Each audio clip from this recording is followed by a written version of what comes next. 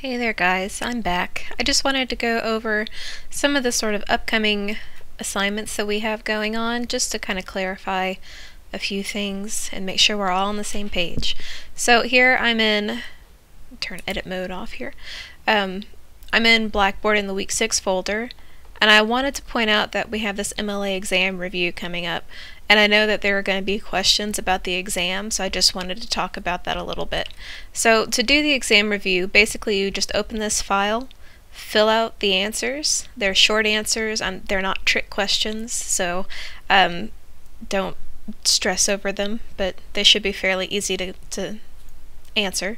Save your changes, and then you'll just submit it to me, the same way that you did the Essay 1 topic proposal. So just click on the title of the assignment and then either copy and paste or attach the file, or both if you want to be extra sure that it gets sent correctly. The MLA exam itself is not designed to cause you problems. I tried to keep it really simple. It'll be 25 questions, multiple choice, and it's open book, open note, open web. Use whatever you like to get the answers to these questions. My goal with this MLA exam, aside from it being something I kind of have to do because the department wants me to, is to know that you know how to find the information, not necessarily that you've got it memorized. I don't expect you to know where every comma and period goes in a citation, but I do expect you to know where to go to look for that information. So it's a very practical thing. I'm very much about practicality. I don't care to have you memorize things that you may not have the time to memorize, that you may not need to memorize because you may not use MLA in other classes, and also because the MLA rules change, and it would be unfortunate for you to go through the trouble to memorize something and then to change the rules on you. So let's take a look at what I have for you in the week 7 folder. So in addition to some readings, we're wrapping things up a little bit, or getting close to it, what they say I say. I've also included here the 2 main websites that I recommend using for the MLA exam, in addition to your review. You are welcome to use whatever you like. We have a really good chapter on MLA in one of our textbooks, so of course you're welcome to use that. If you have a textbook from 1301 that you like to use, that's fine. Whatever you like, I don't have a problem with it. But anyway, these are here for convenience. So next week when you come into Blackboard, the MLA exam, there'll be a link available to it right here. Right now it's set to only let you take it once, so make sure that when you click on that link you are ready. You have your stuff with you. I don't think I have the time limited, but make sure that you have a decent amount of time to sit and work through it. Save your answers as you go. When the exam opens, I can't demo it for you in here, unfortunately, but when the exam opens, after each question over on this side of the page, they will say save answer. So you'll want to save your answers as you go in case your internet goes down or the page freezes. Who knows, all kinds of bad things could happen. But save your answers as you go, and then when you get to the end you'll click save and submit. But just make sure you have a decent amount of time. I'd set aside maybe an hour, hour and 15 minutes. My on-site classes have been finishing it. I had one student finish it as quickly as 15 or 20 minutes, and then I've had students who take the whole class. So it just sort of depends on your personal rate of speed, I suppose. So anyway, I just wanted to give you kind of a heads up about that. I do believe I have the due date for that set for next Friday at noon. That'll be Friday before spring break. If that is a problem for you, email me and let me know and I'll adjust it. I don't have an issue with that. So I think that should be it for the MLA exam.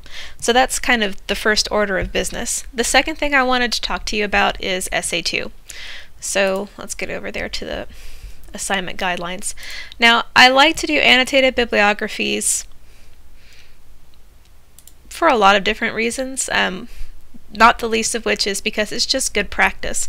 This is another one of those assignments that you're going to probably come across occasionally throughout your college education, and people are just going to expect you to magically know how to do it. So I figure it's good that you learn it from somewhere, and why not in this class? So the idea with the annotated bibliography, the easiest way to think about it is to not think about it like an essay.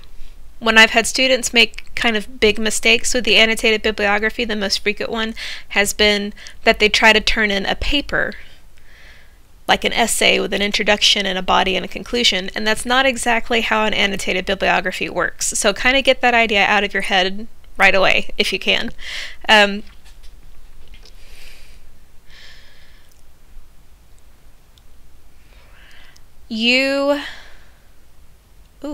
I just realized I don't think I have this set up yet.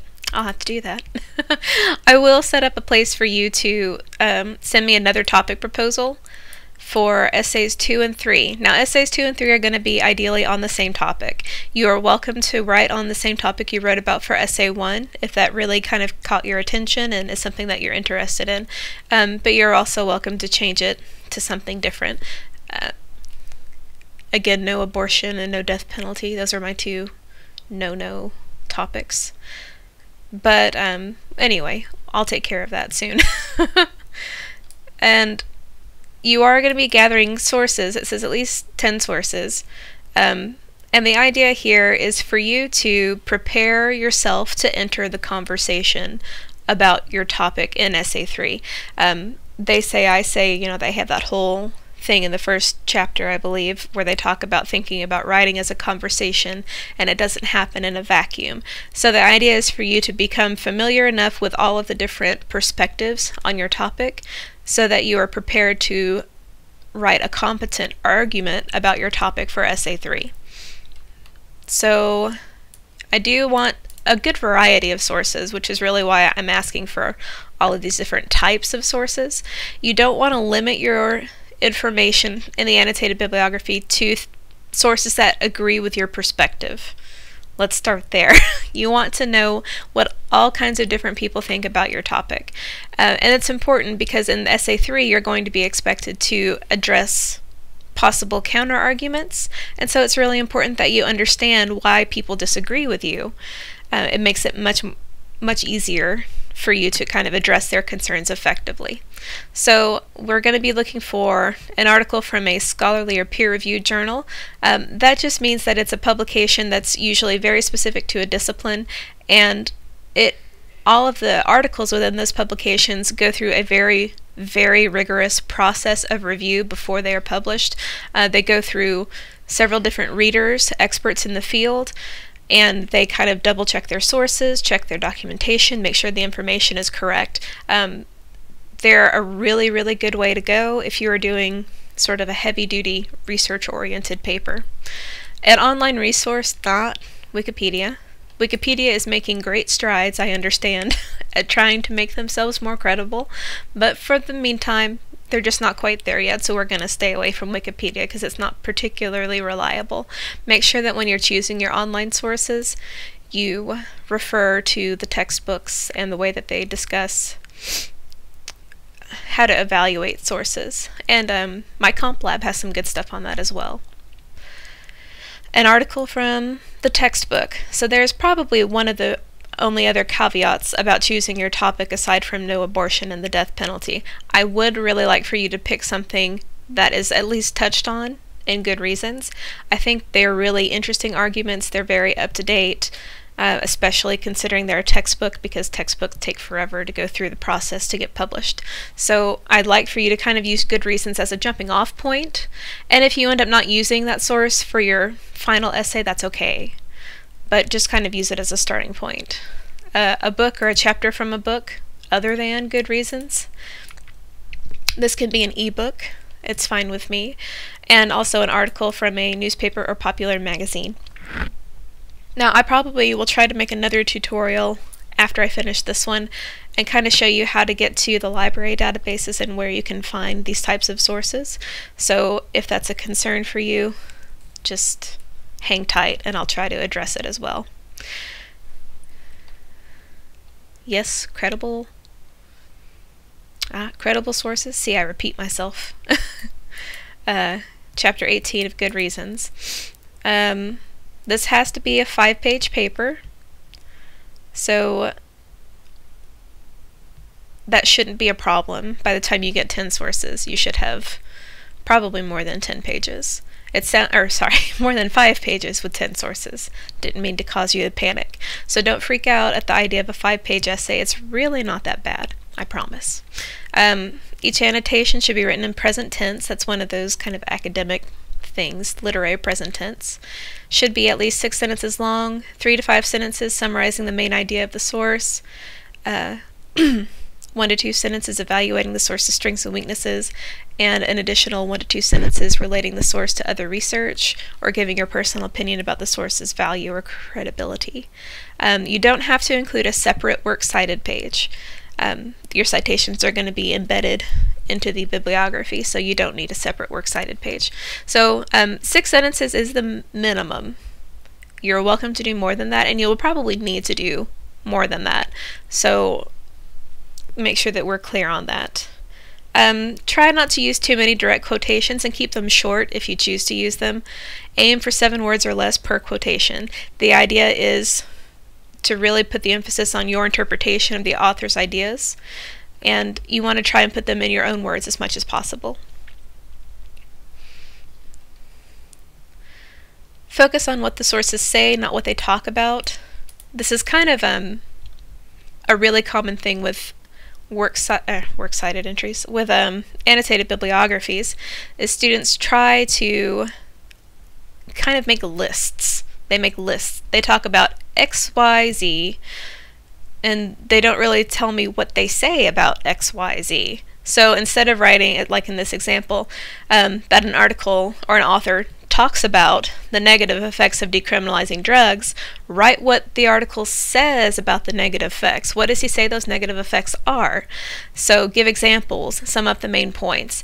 The idea here is for your readers and yourself as well to have a better understanding of why that source is valuable, and it's going to make your annotated bibliography a much better tool when you go back to refer to it when you're writing your 3rd paper, your research document paper.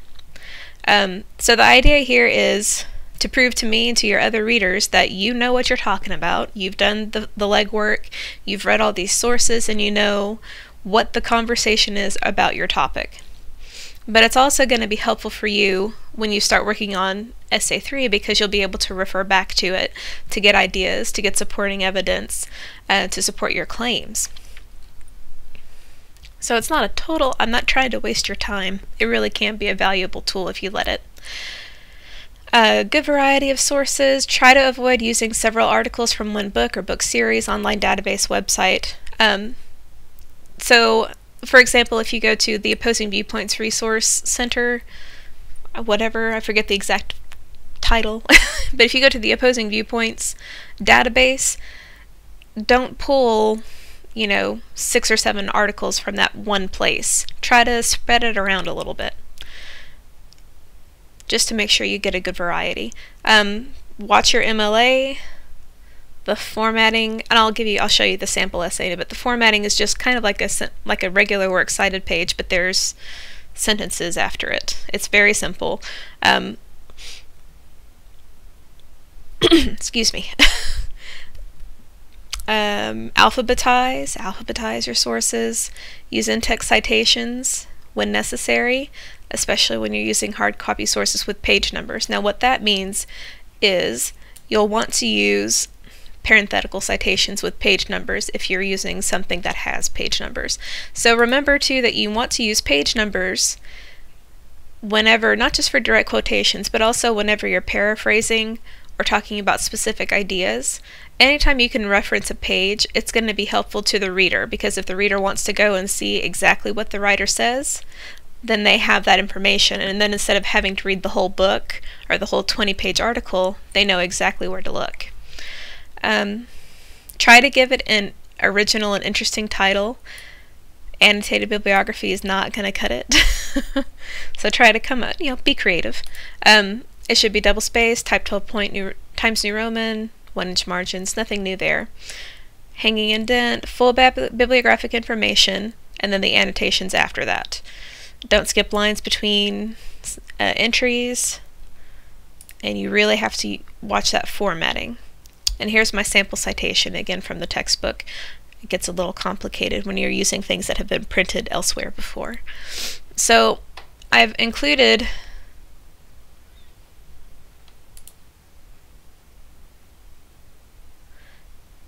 interesting. Sorry, it normally doesn't navigate this way. Links to the Purdue OWL page on annotated bibliographies, which is a really good explanation. So if it's a little confusing to you still, you might peruse this a bit. They also have some samples.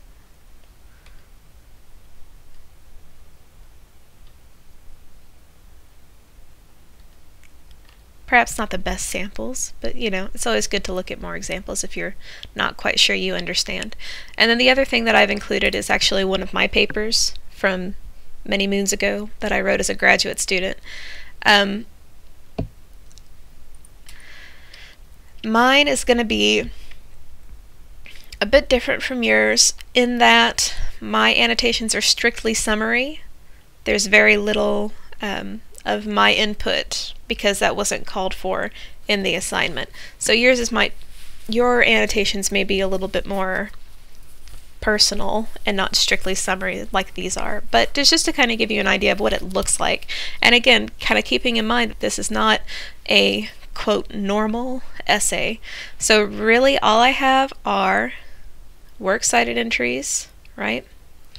Followed by summaries of the source. So here's the citation for this Bloom's Biocritiques book. Here's a summary. Here's the citation for The Nature of Horror by Noel Carroll. Here's the summary of the source. That's really all it is. And you'll see I'm still using parenthetical citations and signal phrases throughout to make it really clear that I am summarizing what Carroll says, right? And this is exactly what I'm looking for. Notice it's all done with a hang indent, which makes it very easy to peruse later on.